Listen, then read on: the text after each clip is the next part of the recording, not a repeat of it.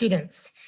My name is Mr. Bowlby, and I am here to read to you from the Unit 8 story, Treasure Island. This is part of the CKLA collection for 4th grade. Join me as we read together Treasure Island. Here we have the contents, Treasure Island chapters. There are 9 in this reader. Okay, jump down to Chapter 1, The Old Sea Dog and the Black Spot. Squire Trelawney, Dr. Livesey, and the other gentlemen have asked me to record the story of Treasure Island, keeping nothing back but the bearings, because there is still treasure there. The word squire here, a squire is an English gentleman who owns a large estate, owns a lot of land, okay? Owns a lot of land. The word bearings right here, this is the location or position of where you are located. If you're at school, you're located down the street from the mailbox, whatever, it's your location. Information usually you get from a compass, which is what you use to see north, south, east, and west. Okay? They don't want them to have the bearings because there's still treasure. Therefore, I take up my pen and go back to the time when my family ran the Admiral Benbow Inn, and the old seaman with a saber cut on his cheek came to stay with us. The saber is a sword, so he had a injury from a sword. I remember the old seaman plodding to the inn door, dragging an enormous sea chest behind him. He was a tall, nut brown man with gnarled hands and black broken nails. He rapped on the wooden door and called for a drink. He drank it slowly, savoring the taste as he looked out at the rugged cliff top. "This is a handy cove," he said. "Much company." And a cove, that's a small area along the coast, usually near hills or mountains, sort of a safe place for you to be near the ship, but also near hills. Much company, referring to people, visitors, guests, companions, ship crews. "Not much," I said. So he's asking much company. So is there a lot of people here? Do you get a lot of people visiting here? And "Not much," I said. "Well then," he said, "this is the perfect place for me. I'll stay here for a while. I'm a plain and simple man," he continued. "Bacon and eggs are all I need. You can call me Captain." Then, as if by magic, he threw down 4 gold pieces. "Tell me when I've worked through that," he said, looking fierce. During the daytime, in sunshine or in driving rain, the old captain hung around the cove, keeping watch with a brass spyglass. So one of those things you use to look out for whales or dolphins or something over there. In the evenings, he sat beside a roaring fire. We soon learned to let him be, lost as he was in his own private thoughts. Every day, he would ask if any seafaring men had gone by on the road.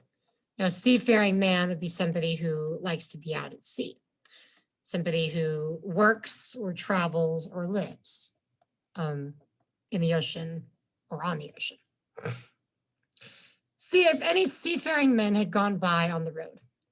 At first, we thought he wanted company of his own kind, but we eventually realized he wanted to avoid them. He didn't want to have them nearby. It wasn't long before I understood the reason for this odd behavior. He took me aside one day and promised me a penny on the first of every month if I would keep my eyes peeled for a seafaring man with one leg. Let me know the moment he appears, he growled. How the man with one leg haunted my dreams. On nights when the wind shook the house and the surf roared in the cove, I would see him in 1,000 forms. So he's seeing, the narrator is seeing this one-legged man in his dreams as he sleeps. He's seeing this one-legged man. It's just kind of a nightmare. Sometimes his leg would be cut off at the knee. Sometimes it would be cut off at the thigh. In my nightmares, the man with one leg chased me, calling out my name and hopping along on his good leg. He was always just a matter of inches behind me.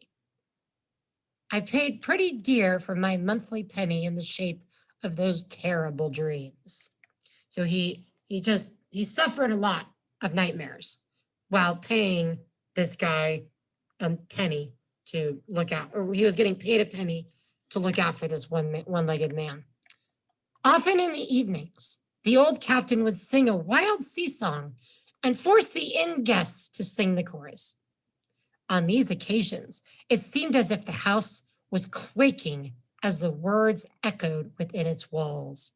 The Old Semen's stories about bloodthirsty pirates, ferocious storms at sea, and wild deeds on the Spanish Main terrified our guests. He must have lived among some of the most wicked men ever to sail the seas. So the old man would tell stories, horrifying stories, scary stories of bloodthirsty pirates that just wanted money, I guess, wanted gold. All right, we're going to keep reading. He stayed for several months and never offered us any further payment.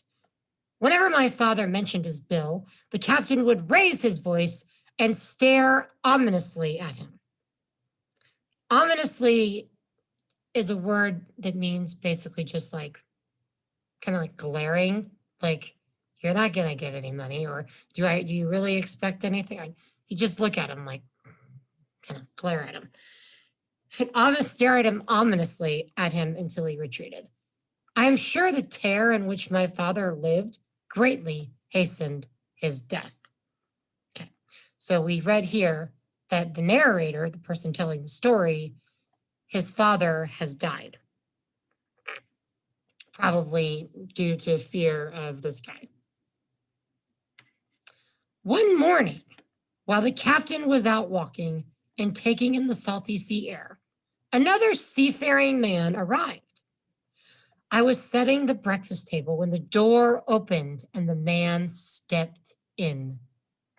He was a pale, rascally-looking creature, and I noticed he was missing 2 fingers. Is there a table for my mate Bill? He asked, pointing to a table that indeed been set for a secretive guest. It was not a straightforward question, and he uttered those words with more of a hint of sarcasm. So he kind of knew. He was making kind of a way of being funny. I told him the table was for a man who called himself the captain. Has he got a nasty scar on one cheek? He inquired. Yes, I replied. Well, that would be my mate Bill. Is he here? He continued. He's out taking a stroll, I explained. The stranger announced he would wait for his mate to return. Then he stood inside the door, peering out like a hungry cat waiting for a mouse. After a while, the captain strode in. So he's peering out, he's looking out like a hungry cat, a cat that is hungry, wanting a mouse to come by so he could launch at him. So the stranger is just looking at him, looking out, waiting. He's waiting. After a while, the captain strode in. Bill, shouted the stranger. The captain spun around. He had the look of a man who had seen a ghost. terrified. Black dog? He gasped. And who else? Returned the other. Black dog's come to see his old shipmate, Billy Bones. Now look here, hissed the captain. You've managed to run me down. What's your business? You've managed to run me down. Basically means you found me. What do you want? I'll have a drink, said Black Dog. Then we'll sit down and talk square, like old mates. They sat down, and for a long time I could hear nothing but low mumbling. Gradually, their voices grew louder until the interaction became a cacophony of unpleasant exchanges. So, cacophony, basically a lot of noise, a lot of talking, a lot of probably yelling at each other, and more than that, because it's going to get rough in a minute. This was followed by an explosion of crashing sounds. So now they're fighting. The two men are fighting. Okay, they're going at it. The chair and the table went over. A clash of steel followed, and then a cry of pain. Psh, got a sword, that kind of thing. The next instant, I saw Black Dog in full flight and the captain in hot pursuit. So now Black Dog is running out the door and the captain is chasing him. Both men with sabers drawn. Remember, those are their swords. Blood streamed from Black Dog's left shoulder. At the door, the captain aimed one last tremendous blow, which would certainly have struck Black Dog had it not been interrupted by the inn's signboard. So he was about to hit him, and he hit a board instead. He hit something else. He hit the sign. Black Dog, in spite of his wound, disappeared over the hill in half a minute. So really quickly, he's running. The captain stood staring like a bewildered man. At last he turned, staggered, gasped for a breath, and grabbed the door with one hand. Jim, he croaked, water. I ran to fetch him water. But I fumbled with the jug. I heard a loud crash. Running back, I saw the captain lying on the floor. Immediately, I heard my mother's footsteps on the stairs. Moments later, she was standing beside me. Together, we gently raised the captain's head. It was clear that he needed a doctor. So we sent for Dr. Livesey. Then, as carefully as we could, we moved the captain into the parlor. Shortly after Dr. Livesey arrived, the captain opened his eyes and looked about. Where's Black Dog? He mumbled. There's no Black Dog here, the doctor said. You've had a stroke. Now lie back and rest. Now, a stroke is a sudden feeling of a loss of consciousness. You black out, you fall down, you don't remember anything, that kind of thing. Basically, the oxygen that you breathe gets blocked. It doesn't go to your brain like it's supposed to. So Black Dog had basically passed out and had a stroke. Now lie back and rest. Dr. Livesey drew some blood and the old sailor fell asleep. He needs to rest for at least a week, the doctor said emphatically. Emphatically means he really needs to do this. Like seriously, take my medical advice. Another stroke will surely kill him. Later, when the captain woke up, his first words were, Black Dog. Jim, he moaned, you know I've been good to you. I'm pretty low and deserted by all. You'll help me, won't you? But the doctor, I began. Doctors, what do they know? He growled. What does that doctor know about seafaring men like me? Somewhat reluctantly, I agreed to help him.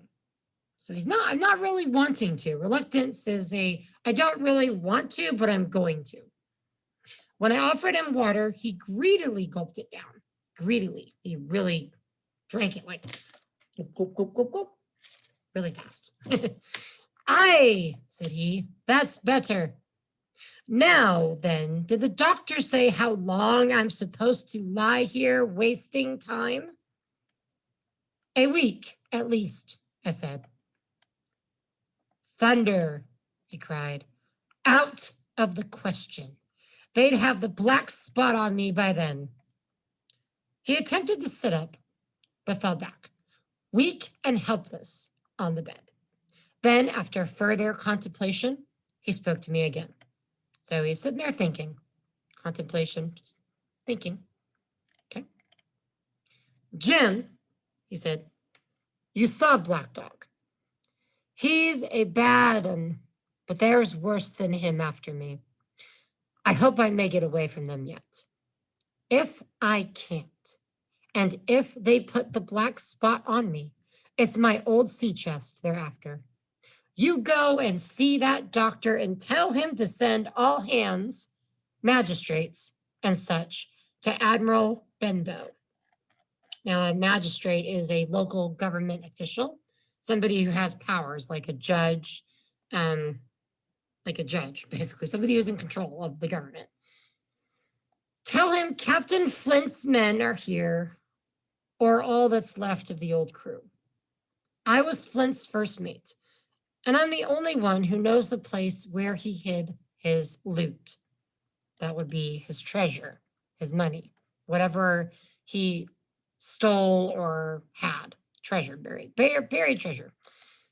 But don't tell the doctor unless they get me with a black spot or you see Black Dog again. At that moment, he paused before continuing. Or a seafaring man with one leg. Keep an eye out for him above all, he concluded. But what is the black spot, Captain? I asked. That's a summons, mate. Mutiny! Now, mutiny is a rebellion. It's an uprising on a ship. Everybody else on the ship decides that the captain needs to go and they need a new captain. They try to throw the captain of the ship overboard and create their own control. Keep your wits about you, Jim, and I'll share with you equals upon my honor, he continued. So he's gonna pay Jim if he takes care of him. His voice grew weaker as he said this, and soon he fell into a heavy sleep. I should have told the story to the doctor, but my poor father died quite suddenly that evening, which naturally put all other matters aside. The day after my father's funeral, I was standing at the door, full of sad thoughts, when I saw a blind man slowly walking up the road. He wore a green mask over his eyes, and he tapped the ground with a stick. He was hunched, as if from age, and wore a hooded sea cloak.